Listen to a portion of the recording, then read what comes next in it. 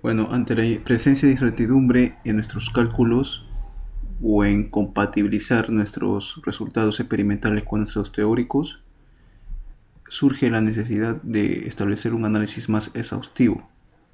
Como ya se mencionaron, hasta el momento lo que se ha hecho es un análisis de partículas. En este momento entonces realizaremos un análisis dinámico pero del cuerpo rígido, en donde es de suponer que se introducirán o participarán mayor número de variables y mayor número de conceptos. Esto a fin de reducir el error experimental. Entonces, comenzamos nombrando a nuestras masas con estas abreviaturas. En sí, nuestro sistema estará formado por esta masa de contrapeso que al soltarla generará el desplazamiento del recipiente que contiene el fluido, el cual denominaremos masa 1. Luego, la polea también tendrá una masa y alrededor del cual o en el cual se efectuará una rotación por acción de desplazamiento. A la masa de la polea la denominaremos con la letra M4. Luego, la masa del skate o de la tabla del skate en sí más el recipiente por encima de él que contiene el fluido será nuestra masa 2. Y del skate separamos sus ruedas, las 4 ruedas, para determinar o para nombrarlos separadamente como masa 3, masa de 2 ruedas del skate, ¿no? Entonces, a primera vista se supone el funcionamiento del sistema. Al soltar la masa de contrapeso, esta se desplazará una altura h y esta altura será la misma que se desplaza el skate a lo largo de esta pendiente, ¿no? Cabe resaltar que la pendiente es un ángulo θ. Entonces, nuestros primeros parámetros que debemos determinar son nuestras inercias centroidales, es decir, de los cuerpos que giran.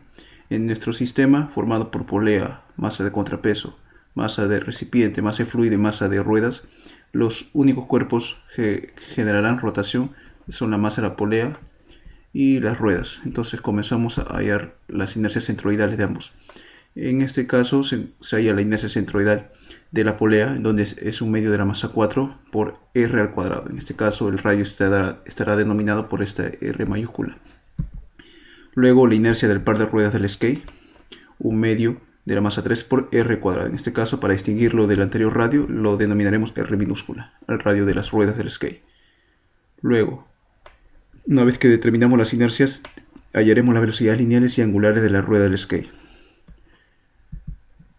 Nos fijamos en nuestro sistema y denotamos que adquiere una velocidad, pero esta velocidad lineal o tangencial es propia solamente de la masa de contrapeso y de la masa del skate, más no es la misma para las ruedas, y esto se demuestra en el siguiente cálculo, en donde la velocidad, primero establecemos nuestros sistemas positivos de coordenadas y nuestro sentido de giro positivo alrededor del eje Z.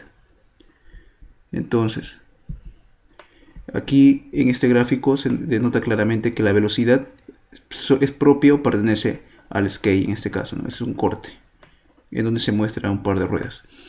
Entonces, si la velocidad, esta velocidad es la velocidad que adquiere la parte superior de las ruedas. Para ello, entonces, necesitaremos hallar nuestro centro de inercia. El centro de inercia será el punto de contacto de las ruedas con el suelo, el cual es el punto inferior de la rueda. Entonces, sabiendo ya nuestro centro de inercia y conociendo una velocidad alrededor de uno de sus puntos, en este caso el punto o la parte superior, establecemos una multiplicación de vectores, ¿no? Donde velocidad angular en el vector k por 2r, porque es la distancia, y la distancia de la parte inferior al punto de aplicación de esa velocidad, que sería 2r, 2 veces el radio o diámetro, en otras palabras, y es igual a la velocidad positiva, y entonces al efectuar esta multiplicación vectorial nos resulta que la velocidad angular es igual a esa velocidad entre 2r. Esa sería nuestra velocidad angular de las ruedas. Una vez que hallamos o hemos hallado la velocidad angular 3, podemos hallar la velocidad 3 por el concepto de velocidad tangencial es igual a velocidad angular por radio. Entonces, velocidad del centro de las ruedas será la velocidad angular que hemos hallado por la distancia de centro instantáneo de velocidad cero a ese punto, en este caso el centro de gravedad. Entonces será menos b sobre 2r, esto expresado en signo negativo para multiplicarlo vectorialmente, menos b sobre 2rk por rj positivo, lo que es hacia arriba. Entonces nos da como resultado velocidad medios positivo y. Como no requerimos la expresión vectorial, solamente necesitamos su módulo, que será velocidad medios. Entonces ya hallamos la velocidad angular y lineal de las ruedas del skate. Para la velocidad angular de la polea el cálculo se reducirá aún más, porque sabemos que el centro instantáneo de velocidad cero es el centro mismo, debido a que se encuentra fijo. Entonces la velocidad no tiene velocidad lineal porque no se desplaza, más sí rota, por lo que tendrá una velocidad angular 4, el cual asimilar o asímil de la anterior resolución se hallará por el mismo procedimiento de multiplicación vectorial y nos dará como resultado que la velocidad 4, la velocidad angular de la polea, es velocidad entre r. ¿Qué datos nos faltan hallar? Ya hallamos la velocidad angular de las ruedas, la velocidad lineal también de estas, la velocidad angular de las poleas, la velocidad angular de la masa contrapeso no tiene porque solamente se desplaza verticalmente, solamente tendrá velocidad lineal, que es la velocidad v, y también el cuerpo de masa 2, que es el conjunto del recipiente con el fluido más la tabla del skate, no tendrá rotación, por lo tanto solamente se desplazará linealmente o tendrá velocidad lineal, que denominaremos por la misma letra v. Entonces, notamos que en este sistema existe rozamiento, porque si no, no existiría una fuerza que se oponga al deslizamiento, ¿no? En nuestro caso, en nuestro experimento, suponemos que el skate se desplaza con rodaduras sin deslizamiento. Es decir, la fuerza de rozamiento no supera a su límite máximo, el cual es el coeficiente de rozamiento por la normal. Eso se entiende mejor con este gráfico, en donde hemos separado a conveniencia las masas de cuerpo 2 y las ruedas de masa 3 para observar mejor las fuerzas que intervienen entre ellas, donde tenemos la descomposición de los pesos: peso 2 por seno de teta, peso 2 por coseno de teta, igual también para las masas de las ruedas, en donde nos sirve saber que la sumatoria en el eje Y es igual a 0, o sea, en el eje de las fuerzas verticales, en donde para el primer sistema tenemos que la fuerza vertical R más R es igual al peso 2 por el coseno de teta. Eso se representa con esta ecuación. Luego para los cuerpos de masa 3 o las ruedas también hallamos sumatoria de fuerza en Y igual a 0, en donde obtenemos que la normal, o sea, la reacción del piso con respecto a la masa de las ruedas, es igual a R más peso de 3 por coseno de teta. Entonces, de las anteriores ecuaciones sustituyendo, se obtiene la siguiente igualdad. Llegamos a una igualdad en la normal, en donde se encuentra expresada en función de las masas 2 y 3, de la gravedad y de la pendiente. Hallamos la normal, pero aún no tenemos la fuerza de rozamiento. Suponemos un desplazamiento rodadura sin deslizamiento, por lo que la fuerza de rozamiento no debe exceder a, esto ya se dijo anteriormente, que la fuerza de rozamiento debe ser menor o igual al coeficiente de rozamiento por la normal. Entonces, se puede deducir una expresión de la fuerza de rozamiento inferior al límite. En este caso se expresará en función de la tensión.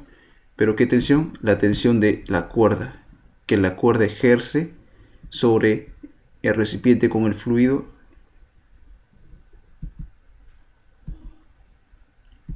Esto será un poco tedioso. Entonces, para ello nos serviremos de las ecuaciones de movimiento, en donde primero tendremos que establecer la sumatoria de fuerzas, en este caso en X, es igual a la masa por aceleración en X. Vemos que está expresado con A medios, porque al igual que la velocidad, no es la aceleración no es la aceleración propia de la masa de las ruedas, sino en cambio es solo la mitad. Luego las ecuaciones de rotación con respecto a un punto fijo. Entonces, desarrollando las ecuaciones, obtenemos, y sirviéndonos de las ecuaciones de movimiento, como vemos, obtenemos una expresión de la fuerza de rozamiento en función de la tensión. Entonces, notamos que esta expresión se necesita conocer de antemano la tensión para hallar la expresión.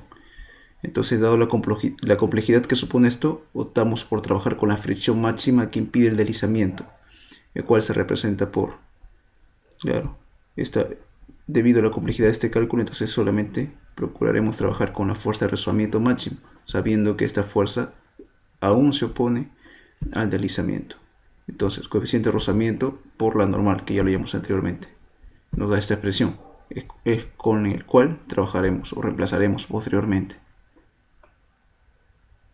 Entonces llegamos al balance energético del sistema, en donde la energía mecánica inicial menos el trabajo de la fuerza de rozamiento es igual a la energía mecánica final. Tenemos la energía cinética. La energía mecánica está formada por la energía cinética, la energía potencial gravitatoria y la energía rotacional, si es que lo hubiera. Entonces, volvemos al sistema para inspeccionar cuál es su estado inicial y final. Vemos que antes de soltar el cuerpo, el sistema almacena energía solamente por la masa 1 de contrapeso, porque tiene una altura. Entonces, la única energía que interviene inicialmente es la energía potencial gravitatoria del cuerpo de masa 1. Esto se representa así: masa 1 por gravedad por altura, y luego sigue el trabajo de la fuerza de rozamiento, que será 2 veces fuerza de rozamiento. ¿Por qué 2 veces? Porque son 2 ruedas, 2 pares de ruedas. Cabe recordar que la fuerza de rozamiento que hallamos es solamente la que se aplica a un par de ruedas. Entonces, como son 2 pares de ruedas, será 2 veces fuerza de rozamiento por la altura que se desplaza, porque es la misma que se desplaza la masa de contrapeso, es la misma. Entonces, esto lo igualamos a la energía cinética final, en donde sí tiene varios componentes, en donde los primeros componentes serán los componentes cinéticos: un medio de la masa 1 por velocidad al cuadrado, más un medio de la masa 2 por velocidad al cuadrado, y de la masa 3, que son las ruedas, 2 veces, porque son 2 pares, 2 veces por un medio de la masa 3 por velocidad al cuadrado. La velocidad ya la hallamos, tenemos que reemplazarlo. Cabe recordar que no era v simplemente, sino v medios, ya lo demostramos. Entonces, más, una vez acabado con la energía cinética finales, establecemos las energías potenciales gravitatorias. Entonces, será masa 2 más 2 veces masa 3 por gravedad por altura y por seno de teta. Vemos si se demuestra en el gráfico del sistema, y vemos que sí, porque los únicos cuerpos que experimentan finalmente energía potencial gravitatoria una vez acabado el movimiento del contrapeso son la masa son el skate con las ruedas y el recipiente fluido. Es porque se desplazan a una altura h, pero lo que queremos es la altura, que en función de la pendiente será h seno de teta. Entonces se demuestra el porqué de esta fórmula. Entonces, una vez acabada con la energía potencial gravitatoria, continuamos con las energías rotacionales de las poleas y del par de ruedas del skate. En este caso comenzamos con la polea, que sería un medio de la inercia de la polea, que es esta, que ya lo determinamos, simplemente la reemplazamos, y por la velocidad angular de la polea, que es esta, que ya la habíamos hallado también anteriormente. Simplemente estamos reemplazando, y aquí 2 veces, ya saben por qué 2, porque son 2 pares de ruedas, más 2 veces un medio la inercia centroidal del par de ruedas, que es esto de aquí, y la velocidad angular, que ya la hallamos, al cuadrado. Entonces aquí vemos que todas las variables podemos reemplazarlo, porque ya lo hemos hallado anteriormente. Aquí se recalca de nuevo que la fuerza de rozamiento es esta, y no la que está expresada en función de la tensión, que la habíamos hallado por ecuación de movimiento, sino simplemente la fuerza de rozamiento límite, o sea, momentos antes o segundo antes de que se produzca rodadura con deslizamiento. Entonces, reemplazando todos los datos obtenidos y reemplazando la fuerza de rozamiento, simplificando, Y despejando tenemos esta expresión de la velocidad al cuadrado, que está en función de las masas 1, 2, 3 y 4, de la gravedad, altura y de la pendiente, y del coeficiente de rozamiento, que habíamos dicho anteriormente debemos conocer para facilitar los cálculos, que debemos conocer y debemos asignar de acuerdo a la superficie en la que estamos trabajando.